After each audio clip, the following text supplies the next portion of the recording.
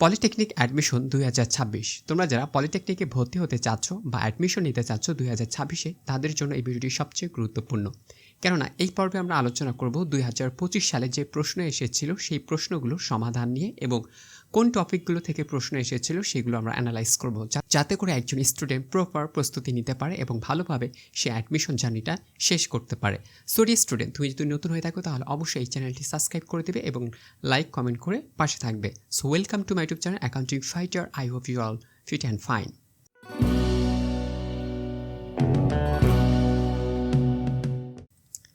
Okay the student, দেখতে পাচ্ছি কারিগরি শিক্ষা বোর্ড 2025 সালে যে ভর্তি পরীক্ষাটি হয়েছিল সেটি হচ্ছে 29 তারিখ 8 মার্চ 2025 সালে ভর্তি পরীক্ষাটি হয়েছিল। সো সেই তারিখ অনুযায়ী আমরা বলতে পারি আগস্ট মাসে 26 সালে এই ভর্তি পরীক্ষাটা অনুষ্ঠিত হতে পারে যদি কোনো পরিবর্তন না হয়।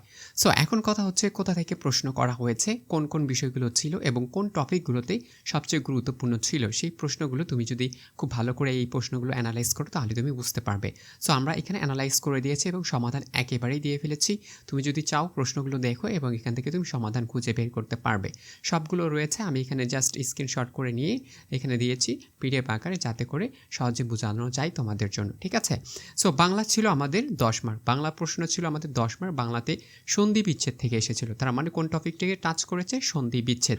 তার মানে সন্ধি বিচ্ছেদ সবচেয়ে গুরুত্বপূর্ণ, এখান থেকে কমন আসতে পারে 1 থেকে 2 একটি কোশ্চেন। ঠিক আছে।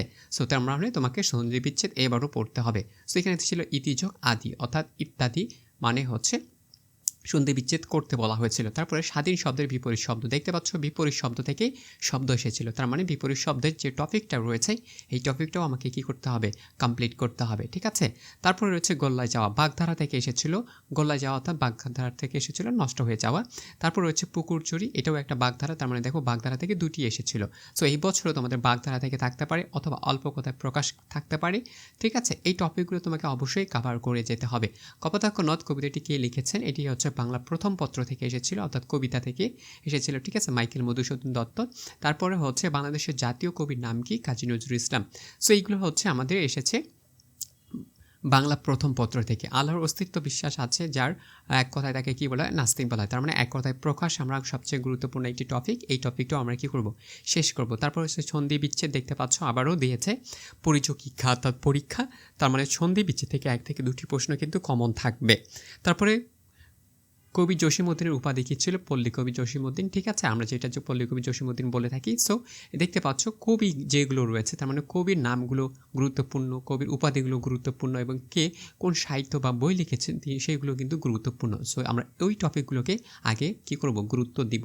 তারপরে আকাশে চড়ে বেড়ায় যে এক কথায় প্রকাশ, এখানেও রয়েছে 1 থেকে 2। তার মানে আমরা বুঝতে পারলাম এক কথায় প্রকাশ আসবে, এখান থেকে 2টা প্রশ্ন, বিপরীত শব্দ থেকে আসবে, সন্ধি বিচ্ছেদ থেকে আসবে, বাগধারা থেকে আসবে, কবির নাম থেকে আসবে। এইভাবে টপিক বাই টপিক আমরা কি করব? কভার করব, যাতে করে আমরা প্রত্যেকটা টপিকে টাচ করতে পারি এবং প্রত্যেকটা কমন প্রশ্ন আমরা পেতে পারি। তো এর জন্য তুমি কি করবা? পিডিএফ সংরক্ষণ করবা। আমরা প্রত্যেকটা টপিককে কি করেছি? টাচ করে পিডিএফ আকারে তোমাদের দিয়ে দিয়েছি, যাতে করে প্রত্যেকটা এমসিকিউ তুমি খুব সহজে সলভ করতে পারো। জাস্ট দেখবা, কোনো কিছু পড়তেও হবে না, জাস্ট দেখলেই তোমাদের মাথায় থাকবে। কেননা তোমরা কিছুদিন আগে এসএসসি পরীক্ষা দিয়েছো, সো তোমরা পড়ায় আছে বিষয়গুলো, তো তোমরা শুধুমাত্র দেখলেই বুঝতে পারবে। আর আমরা পিডিএফে কিন্তু খুব সুন্দর করে দিয়েছি বাংলা, ইংলিশ, তারপরে হচ্ছে ম্যাথ, তারপরে হচ্ছে কেমিস্ট্রি, ফিজিক্স, তারপরে হচ্ছে অ্যাপটিটিউড টেস্ট, খুব সুন্দর করে সাজিয়ে রেখেছি, যাতে করে একজন স্টুডেন্ট খুব সুন্দর করে পড়তে পারে, যার যতটুকু প্রয়োজন সে ততটুকু কভার করতে পারে। প্লাস যদি মনে হয় যে প্র্যাকটিস করবে প্রচুর পরিমাণে, প্র্যাকটিসের জন্য আমরা শিট করে দিয়েছি।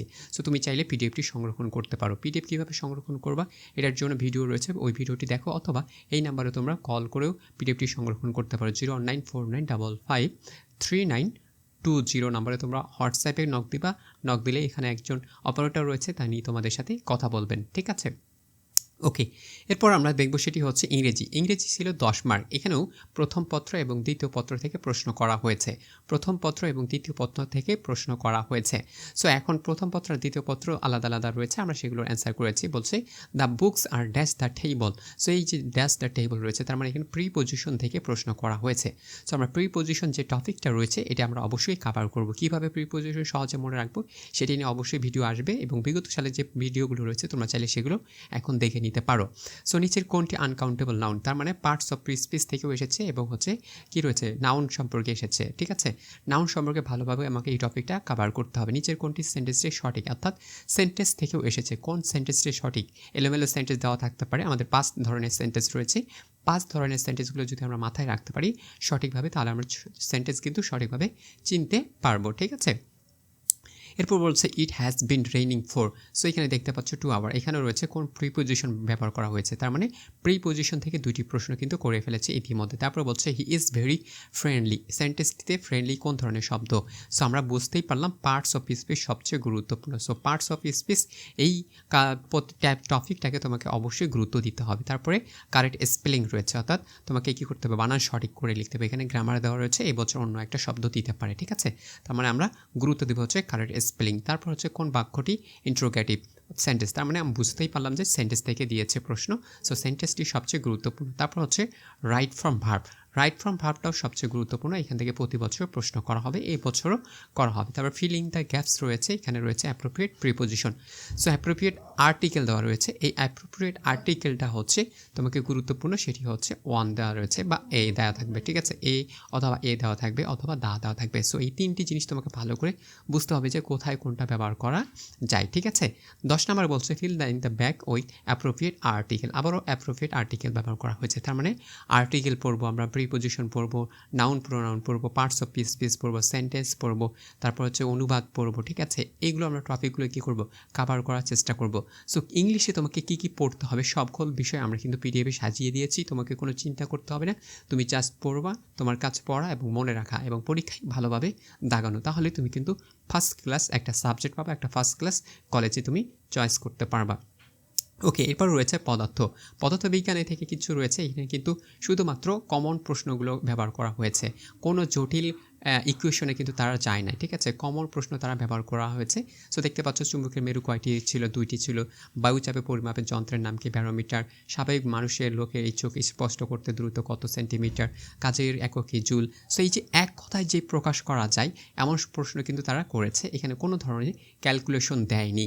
তবে এই যে রসায়ন আর তোমরা পদার্থ দেখতে পাচ্ছ, এই ছাড়াও কিন্তু আর একটা টপিক বা আর একটা বই থেকে প্রশ্ন করা হয়, ওই বইটা কোনটা সেটা আমরা কিন্তু শুধুমাত্র যারা পিডিএফ নেবে তাদেরকে বলে দিয়েছি এবং ওই পিডিএফে কিন্তু সংযোজন করা হয়েছে, সংযোজন করেই দেওয়া হয়েছে যে কোন বই থেকে এইগুলো প্রশ্ন কিন্তু করা হয়েছে, যাতে করে ওই বইটা তুমি পড়লেই খুব সহজে এই প্রশ্নগুলোর অ্যান্সার তুমি দিতে পারো। রসায়ন দেখতে পাচ্ছ, রসায়নে 10 নাম্বার রয়েছে। সো পদার্থ আর রসায়ন মিলে একটা বই রয়েছে, ওই বইটা কভার করলেই তুমি কিন্তু কমপ্লিট করতে পারবে। সো এখানে দেখতে পাচ্ছ কমন কিছু প্রশ্ন, এগুলো আমরা সবাই জানি।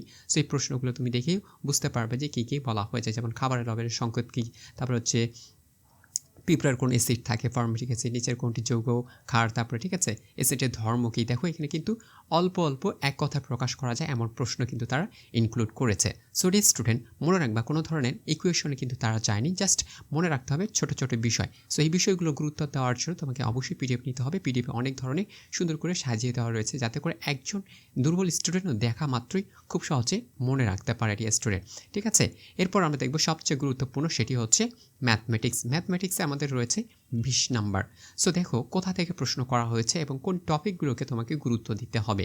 সো দেখতে পাচ্ছ 1 থেকে 1 পর্যন্ত সংখ্যাগুলোর মৌলিক সংখ্যা কী, তার মানে মৌলিক সংখ্যাকে গুরুত্ব তোমাকে দিতে হবে। তারপরে হচ্ছে বীজগণিতের যে রাশিগুলো রয়েছে, উৎপাদক রয়েছে, মান নির্ণয় রয়েছে, তারপরে হচ্ছে দশমিকের অঙ্ক রয়েছে, তারপর হচ্ছে ধারার অঙ্ক রয়েছে, সসীম ধারা অসীম ধারা রয়েছে, 2 অঙ্ক বিশিষ্ট রয়েছে, তারপর হচ্ছে ভগ্নাংশ তুমি দেখতে পাচ্ছ, প্লাস হচ্ছে সমীকরণ অঙ্ক রয়েছে। এইগুলো কিন্তু তোমাকে গুরুত্ব দিতে হবে এবং পাশাপাশি তোমাকে গুরুত্ব দিতে হবে সেটি হচ্ছে অবশ্যই সেটি হচ্ছে ত্রিভুজ, অর্থাৎ তোমাকে কী করতে হবে, জ্যামিতিক অংশে একটু গুরুত্ব দিতে হবে। তারপর হচ্ছে টেন থিটা রয়েছে, তার মানে ত্রিকোণমিতি রয়েছে এখানে দিয়ে স্টুডেন্ট। তারপর হচ্ছে তুমি বৃত্ত দেখতে পাচ্ছ, তার মানে যদি তুমি ত্রিভুজ কমপ্লিট করতে পারো, চতুর্ভুজ কমপ্লিট করতে পারো, বৃত্ত কমপ্লিট করতে পারো, মোদ্দা কথা হচ্ছে জ্যামিতি যদি কমপ্লিট করতে পারো, তাহলেও তুমি 3 নাম্বার কমন পেয়ে যাচ্ছ অনায়াসে। সো কীভাবে কমপ্লিট করবা, কোথা থেকে পড়বা, এটার জন্য আমাদের পিডিএফ রয়েছে, পিডিএফ সংরক্ষণ করো, খুব সহজে তুমি বুঝতে পারবা, তোমাকে কোনো হ্যাসেল করতে হবে না ডিয়ার স্টুডেন্ট। ঠিক আছে, ওকে ডিয়ার স্টুডেন্ট। এরপর আরেকটা সবচেয়ে গুরুত্বপূর্ণ সেটি হচ্ছে 10 নাম্বার থাকে। এটি আউট সাবজেক্ট। এটি কোনো কেউ পড়াশোনা করেনি ক্লাস 9-10 এ, তবে এটা আউট নলেজ থেকে আসে। বাট কোথা থেকে আসে এইটা কিন্তু আমরা সাজিয়ে দিয়েছি, কীভাবে অ্যান্সার করবে সেটাও কিন্তু আমরা সাজিয়ে দিয়েছি।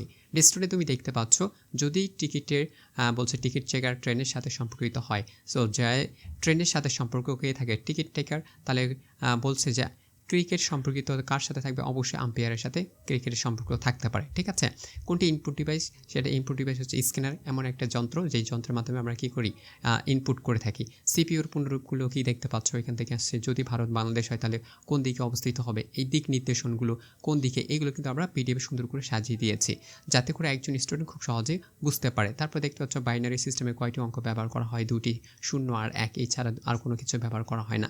তারপর হচ্ছে একজন লোক পূর্বদত্তের দিক নির্ণয় করতে বলা হয়েছে। তারপর হচ্ছে সময় নির্ণয় থাকবে। তারপর হচ্ছে সকল নেটওয়ার্কের জননী কী, এগুলো সকল তথ্য কিন্তু ওখানে খুব সুন্দর করে দেওয়া থাকবে। সো তুমি যদি মনে করো যে একটা পিডিএফ তোমাকে গুরুত্বপূর্ণ, তোমাকে সাহায্য করবে, তাহলে তুমি অবশ্যই এই পিডিএফটা নিতে পারো এবং পিডিএফেই তোমাকে গুরুত্বপূর্ণ তোমাকে পেরেছো। যদি তোমাদের কোনো ধরনের প্রবলেম বা সমস্যা হয়ে থাকে, অবশ্যই কমেন্ট সেকশনে শেয়ার করবে এবং জানিয়ে দেবে, আমরা সেগুলো নিয়ে তোমাদের ভিডিও তৈরি করে দেবো। সো ভালো থাকো, সুস্থ থাকো, পরবর্তীতে দেখা হবে। Thank you very much.